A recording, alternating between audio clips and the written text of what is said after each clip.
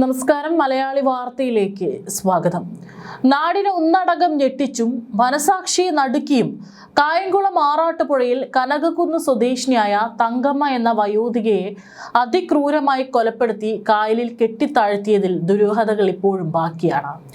80 വയസ്സ് മാത്രമുള്ള ഈ വയോധികയാണ് അതിക്രൂരമായി കൊലപ്പെടുത്തി കൊലപാതകികൾ കായലിൽ കെട്ടിത്താഴ്ത്തിയത്. കഴിഞ്ഞ ചൊവ്വാഴ്ച രാവിലെ മത്സ്യത്തൊഴിലാളികളാണ് വിവസ്ത്രയാക്കപ്പെട്ട നിലയിൽ വയോധികയുടെ മൃതദേഹം കായലിൽ കണ്ടെത്തിയത്. കൈകാലുകൾ പരസ്പരം ബന്ധിച്ചും മൃതദേഹം താഴ്ന്നു കിടക്കാൻ കഴുത്തിൽ വലിയ കല്ല് കെട്ടിയ നിലയിലുമായിരുന്നു കണ്ടെത്തിയത്. അതായത് കൃത്യമായിട്ട് ഗൂഢാലോചന നടന്നിട്ടുണ്ട്. ഒരുപക്ഷെ ഒരാളോ അല്ലെങ്കിൽ ഒന്നിലധികം ആളുകളുടെ സഹായത്തോടെ ആയിരിക്കണം അക്രമികൾ ഇത് ചെയ്തിരിക്കുന്നത്. വീട്ടിൽ തനിച്ചു താമസിച്ചിരുന്ന തങ്കമ്മയെ 2 ദിവസമായി കാണാനില്ലെന്ന് നാട്ടുകാരാണ് മകൾ ശ്യാമോളെ അറിയിച്ചത്. അതേ തുടർന്ന് ശ്യാമോൾ തിങ്കളാഴ്ച പോലീസിൽ പരാതി നൽകിയിരുന്നു. തുടർന്ന് നടത്തിയ അന്വേഷണത്തിലാണ് മൃതദേഹം ലഭിക്കുന്നത്.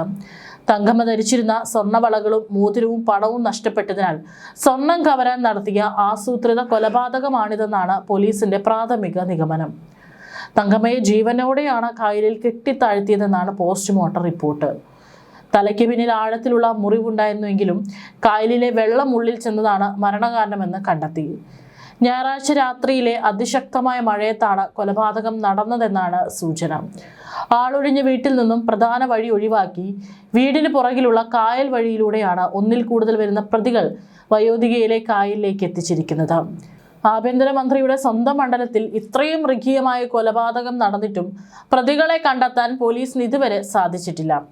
ചിലർ നിരീക്ഷണത്തിലുണ്ടെന്ന് പോലീസ് അവകാശപ്പെടുന്നുണ്ടെങ്കിലും കൃത്യമായ തെളിവുകളൊന്നും ലഭിക്കാത്തത് നാട്ടുകാരിൽ വലിയ പ്രതിഷേധത്തിന് കാരണമാകുന്നുണ്ട്.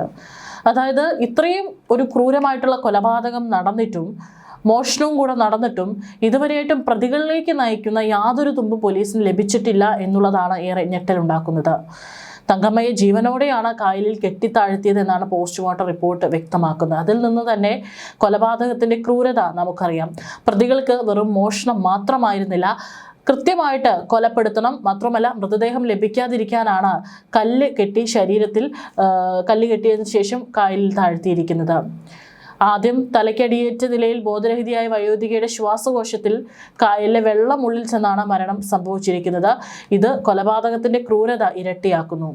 വർഷങ്ങളായി വീട്ടിൽ തനിച്ച് താമസിച്ചു വരികയായിരുന്നു തങ്കമ്മ. അതുകൊണ്ട് തന്നെ ഇവർ തനിച്ചാണ് താമസിക്കുന്നത് എന്നുള്ളതിനെക്കുറിച്ച് കൃത്യമായിട്ട് ഒരു നിരീക്ഷണം നടത്തിയതിനു ശേഷമായിരിക്കണം പ്രതികൾ ഈ ഒരു അക്രമം നടത്തിയിട്ടുള്ളത്. കഴിഞ്ഞ 2 ദിവസമായിട്ടാണ് ഇവരെ കാണാതിരുന്നത്. മകളുണ്ട്, പക്ഷെ മകൾ അടുത്തല്ല താമസിക്കുന്നത്. പിന്നീട് നാട്ടുകാർ പരാതി നൽകുകയായിരുന്നു. ഇതിന്റെ അടിസ്ഥാനത്തിൽ അന്വേഷിക്കുന്നതിനിടയിലാണ് മൃതദേഹം കായലിൽ കണ്ടെത്താറുള്ളത്. തങ്കമ്മ സാധാരണയായി ധരിക്കാറുള്ള സ്വർണ്ണവളകളും മോതിരവും കൈവശമുണ്ടായിരുന്ന പണവും പൂർണ്ണമായും നഷ്ടപ്പെട്ടിട്ടുണ്ട്. അതുകൊണ്ട് തന്നെ ഒറ്റയ്ക്ക് താമസിക്കുന്ന വയോധികയുടെ സ്വർണവും പണവും കവരാൻ വേണ്ടി സാമൂഹിക വിരുദ്ധർ നടത്തിയ ആസൂത്രിത കൊലപാതകമാണിതെന്നാണ് പോലീസിന്റെ പ്രാഥമിക നിഗമനം. പക്ഷെ ഇതിലെ ദുരൂഹതകൾ ഇനിയും മാറിയിട്ടില്ല. കഴിഞ്ഞ ഞായറാഴ്ച രാത്രി പ്രദേശത്ത് അതിശക്തമായ മഴയുണ്ടായിരുന്നു. ഈ സമയത്താണ് കൊലപാതകം നടന്നതെന്നാണ് സൂചന. ആളൊഴിഞ്ഞ വീട്ടിൽ അതിക്രമിച്ചു കയറിയ പ്രതികൾ വയോധികയെ ക്രൂരമായി മർദ്ദിച്ച് വീഴ്ത്തുകയായിരുന്നു. തുടർന്ന് നാട്ടുകാരുടെ ശ്രദ്ധയിൽപ്പെടാതിരിക്കാൻ പ്രധാന വഴി പൂർണ്ണമായി ഒഴിവാക്കിയിട്ടാണ് വീടിന് തൊട്ടു പിന്നിലുള്ള കായൽ മാർഗത്തിലൂടെ വയോധികയെ പ്രതികൾ കായലിലേക്ക് എത്തിച്ചത്. മൃതദേഹത്തിന്റെ ഭാരവും സാഹചര്യവും പരിശോധിക്കുമ്പോൾ കൊലപാതകത്തിന് പിന്നിൽ 1ൽ കൂടുതൽ പ്രതികൾ ഉണ്ടെന്നാണ് പോലീസ് നൽകുന്ന സൂചന. എന്നാൽ മഴ പെയ്തത് മൂലം പ്രതികളുടെ വിരലടയാളമോ മറ്റ് ശാസ്ത്രീയ തെളിവുകളോ കണ്ടെത്താൻ പോലീസിന് വലിയ ബുദ്ധിമുട്ട് നേരിടുന്നുണ്ട്. ഇത്രയും മൃഗീയവും പൈശാചികവുമായ കൊലപാതകം നടന്നിട്ടും പ്രതികളെ പിടികൂടാൻ പോലീസിന് ഇനിയും സാധിച്ചിട്ടില്ല.